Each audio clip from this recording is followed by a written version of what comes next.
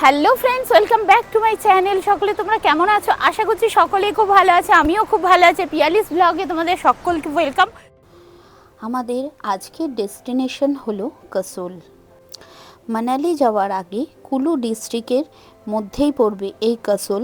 কুলু থেকে 42 কিলোমিটার দূরেই কিন্তু অবস্থিত এই কাসোল। আর আমার আগের দেওয়া ভিডিওটাতে কাসোল যাওয়ার সময় মণিকরণের ফুল ভিডিওটা দেওয়া হয়ে গেছে, এখনও যারা দেখোনি তোমরা দেখে নিতে পারো।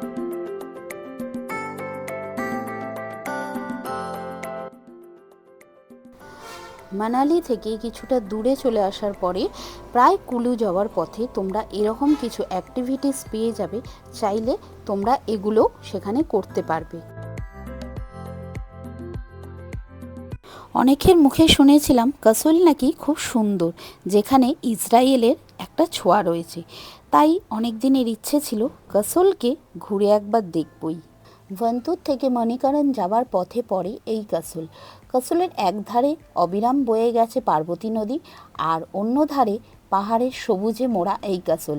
ভারতের অফবিট ডেস্টিনেশনের মধ্যে সবচেয়ে জনপ্রিয় কিন্তু এই কাসোল।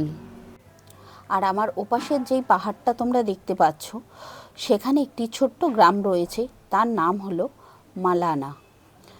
আর এই মালানা গ্রামটা গোটা পৃথিবীতে বিখ্যাত শুধুমাত্র নেশাদ্রব্যের জন্য।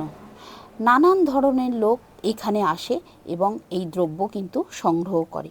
তো যাই হোক, যেতে যেতে আমরা প্রচুর ন্যাশপাতির বাগান দেখতে পেলাম, এই দেখো, আর সাথে প্রচুর কিন্তু বেদানারও গাছ আমরা রাস্তায় দেখতে পেয়েছিলাম। যেতে যেতে আমাদের ড্রাইভারজির সাথে অনেকগুলো গল্প হলো এই মালানা গ্রামটা নিয়ে। এখানে নাকি কোনো কিছু তুমি স্পর্শ করতে পারবে না, মানে এখানে অনেক ট্যুরিস্ট আসে, তাদের ঘর বাড়ি আদব কায়দা ইভেন তাদেরকে ছোঁয়াও পর্যন্ত নাকি যায় না। আর যদি তাদের কোনো কিছু ছুঁয়ে ফেলি, সেখানে নাকি কিছু টাকা ফাইন দিতে হয়। আর এই গ্রাম থেকে তুমি যদি কোনো কিছু কিনে থাকো, তাহলে সেই পয়সাটাও কিন্তু হাতে হাতে নেয় না, আলাদাভাবে দিতে হয়। তো ড্রাইভার ভাইয়ের সাথে গল্প করতে করতে আমরাও কিন্তু এখন পৌঁছে গেছি কাসোলের মার্কেটে। কাসোল তো পৌঁছে গেলাম ঠিকই, কিন্তু কাসোল ঢুকে আমাদের ফার্স্ট কাজ হলো কোনো হোটেল বা হোমস্টে বুক করা, কারণ আমরা আগে থেকে কোনো কিছুই বুক করিনি। আমরা এখন এসে পৌঁছালাম কাসোলে, আর কাসোলে কিন্তু আমাদের কোনো হোটেল বুক করা নেই।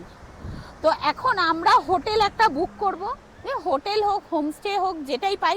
এখন পিক সিজন, তো এখন পাওয়াটা আমাদের যে ড্রাইভারজি সে বলছে পাওয়াটা খুব চাপের হয়ে যাবে, মানে না পাওয়াই বলা যায়, যেহেতু আমরা বুক করে আসিনি।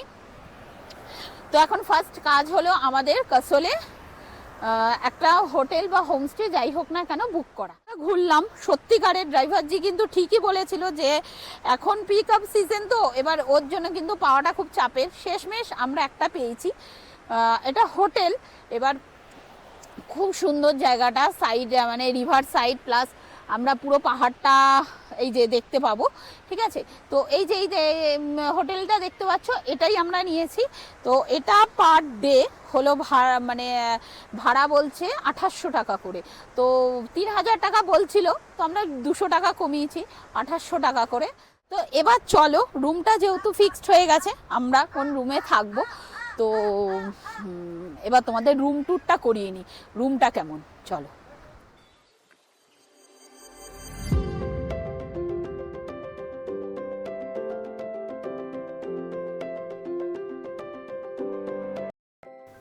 রুমের বাইরে এরকম ছোট্ট মতন একটা ব্যালকনি রয়েছে, যেখানটা আমি সাইন টাইন করছিলাম।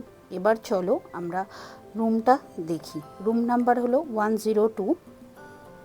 ফার্স্টেই রুমটা খুলেই দেখলাম একটা বেড রয়েছে, আর দুটো ওই রকম ডেস্কগুলো রয়েছে যেখানে জিনিসপত্র রাখা যাবে, একটা টিভি রয়েছে, আর এখানে কিন্তু ভালোই গরম পড়ে, মানে গরম লাগে।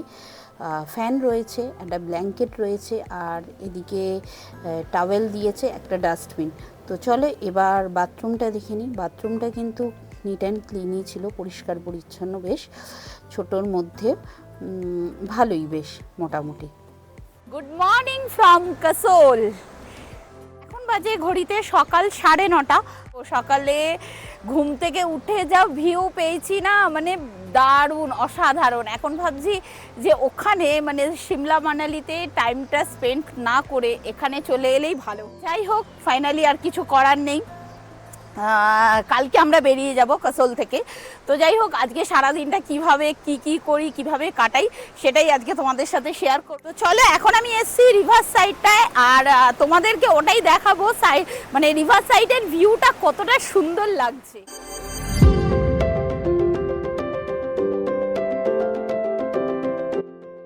পার্বতী নদীর ধারে অবস্থিত এবং পাইন বনে ঘেরা কাসোল অ্যাডভেঞ্চার প্রেমী ও প্রকৃতি প্রেমীদের জন্য স্বর্গোদ্যান। শীতে এই গ্রাম ঢাকা পড়ে সাদা বরফের চাদরে। আর মার্চ থেকে মে মাস পর্যন্ত এখানে ওয়েদার কিন্তু বেশি ভালো থাকে। এই যে ক্যাম্পগুলো দেখছো, এখানেও অনেকে থাকে আলাদা করে। এর ভাড়া কিন্তু 600 টাকা করে।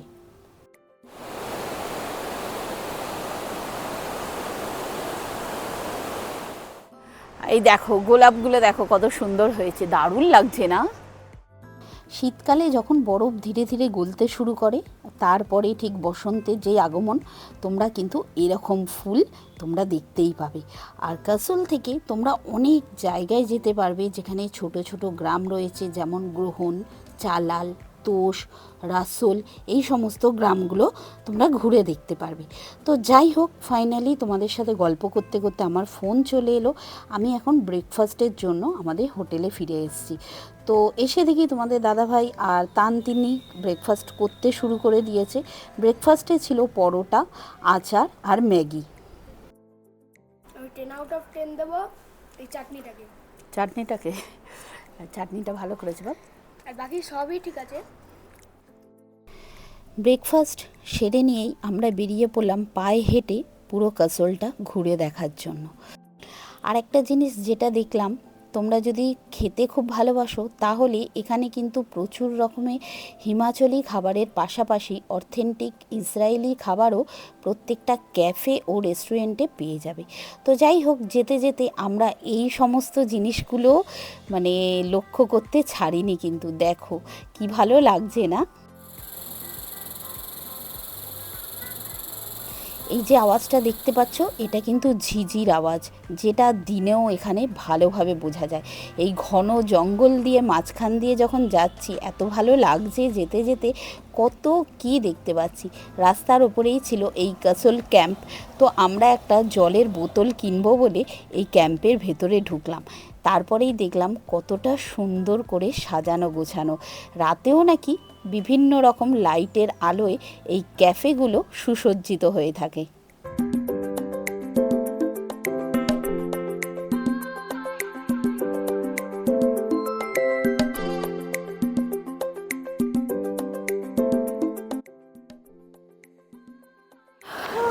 হাঁটতে হাঁটতে আমরা এখন পৌঁছে গেলাম কাসোল মার্কেট। কাসোলের মার্কেটটাতে ঢোকার সাথে সাথেই বুঝতে পারলাম এখানকার বেশভূষা, আদব কায়দা কতটা অন্যরকম আমাদের তুলনায়। তো সত্যিকারের সম্পূর্ণই অন্যরকম। তো যাই হোক, তাদেরকে দেখতে দেখতে আর হাঁটতে হাঁটতে আমরাও চলে এলাম কাসোলের নেচার পার্ক। নেচার পার্কে এন্ট্রি ফিস ছিল 30 করে, চাইল্ডদের জন্য 20। আর ঢুকেই দেখলাম আই লাভ কাসোল। তো এখানে ও একদম সময় নষ্ট না করে তাড়াতাড়ি ছবি তুললাম, রিলস করলাম, যা যা করার সমস্ত কিছু করলাম। তারপর চলো ঘুরে দেখি চারপাশটা।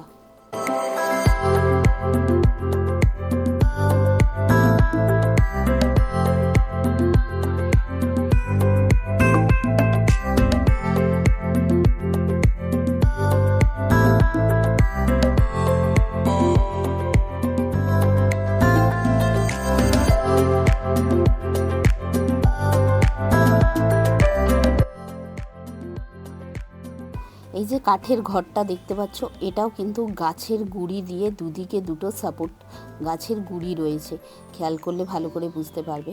তো যাই হোক, তারপরে এলাম পার্বতী রিভার সাইডটার কাছে, যেটা তোমরা নেচার পার্কে ভেতরেই পেয়ে যাবে। আমরা এখানে অনেকক্ষণ বসেছিলাম, টাইম কাটিয়েছিলাম। আর তারপরে রিলস, ফটো এই সমস্ত আছেই, এগুলো কি আর বাদ থাকে বলো। এই সমস্ত তুললাম, বেশ ভালো লাগছিল, একদম শান্ত নিরিবিলি, জানো তো। তো তারপরে আমরা চলে গেলাম কাসোল মার্কেটে। মার্কেটে ঢোকার সাথে সাথেই দেখতে পেলাম বিভিন্ন রকমের প্রিন্টেড জিনিস, যেগুলো প্যান্ট, চাদর, গ্লাভস, সমস্ত কিছু বিভিন্ন প্রিন্টেড রয়েছে। এই পাহাড়ি গ্রামে প্রতি বছর এত পরিমাণে ইসরায়েল পর্যটক আসে এবং এখানের বসবাসকারী মানুষের মধ্যে ইসরায়েলের মানুষের সংখ্যাটা এতটাই বেশি যে কাসোলকে মিনি ইসরায়েলও বলা হয়ে থাকে। আশা করি তোমরা এটা অনেকেই জানো। United States. Oh, Yeah. nice to meet you. Nice to meet you. Happy shopping. Yes. Happy shopping. এরকম কত রকমের কালচারকে আমরা আগলে ধরে বেঁচে থাকি, তাই না? তো তারপরে কিছু কিছু শপিং করছিলাম। এবার শপিং আর বেশি কি করব বলো তো, এত ব্যাগ ফ্যাগ ভারী হয়ে যায়, সেজন্য ছোটোখাটো জিনিসই খুঁজছিলাম যেগুলো সকলকে গিফট হিসাবে দেওয়া যায়। শপিং করে যখন হোটেলে ফিরছি তখন বিকেল 4টে বাজে। তারপরে ঠিক করলাম রাতে কাসোলে একবার ঘুরবো। ব্যাস, যেই বলা সেই কাজ, পূর্ণিমার রাতে চলে এলাম পার্বতী নদীর ধারে।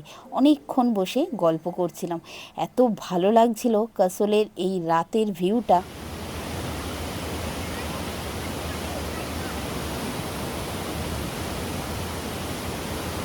সত্যিকারের দেখে মনে হচ্ছে এই কাসোলকে আমি আগে কখনো দেখিনি।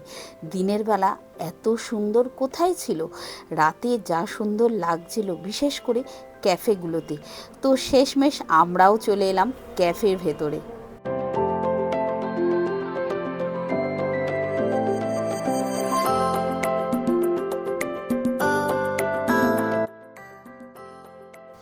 আমরাও একটু ছোট্ট করে ক্যাফেতে আড্ডা দিচ্ছিলাম, বেশ ভালো লাগছিল। আর এখানে তোমরা লাইভ মিউজিক, এমনি মিউজিক, ডান্স, বিভিন্ন রকম সমস্ত কিছু পেয়ে যাবে। খাওয়া দাওয়ারে তো তুলনাই নেই, যা চাইবে তাই পাবে। তো যাই হোক, এই কাসোল সত্যিকারের রাতে যেন অন্যরকম রূপ ধারণ করে। তো আমার হাতে আর বেশি সময় নেই, কারণ আমাদেরকে আবার বাড়িতেও ফিরতে হবে, মানে হোটেলে ফিরতে হবে, কাল সকালে বেরিয়ে যাব। তো চলো, আর তাহলে আজকে ভিডিওটা আমি এখানেই এন্ড করে দিচ্ছি। দেখা হবে নেক্সট ভিডিওতে।